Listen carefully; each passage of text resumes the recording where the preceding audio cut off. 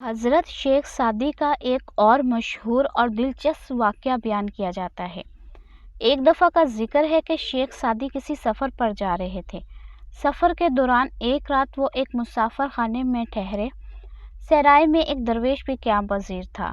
دونوں نے ساتھ میں وقت گزارا اور درویش نے شیخ سعدی سے کہا، دنیا کی حقیقت بہت کم ہے، ہمیں اس کے پیچھے نہیں بھاگنا چاہیے بلکہ سادگی میں زندگی بسر کرنی چاہیے۔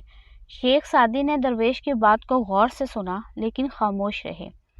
اگلی صبح جب شیخ سعدی سرائے سے نکلنے لگے تو درویش نے ان سے درخواست کی کہ وہ سرائے کے مالک کو کرایہ دے دیں کیونکہ اس کے پاس پیسے نہیں تھے۔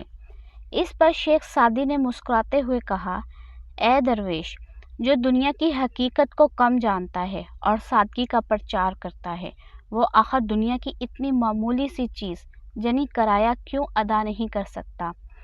اس واقعے سے شیخ سعدی نے یہ سبق دیا کہ دنیاوی زندگی کو بالکل ترک نہیں کرنا چاہیے بلکہ اعتدال اور توازن کے ساتھ زندگی گزارنی چاہیے۔ سادگی اور دنیا سے فرار کی باتیں کرنا آسان ہے لیکن عملی زندگی میں اس کا متوازن طریقہ اپنانا ضروری ہے۔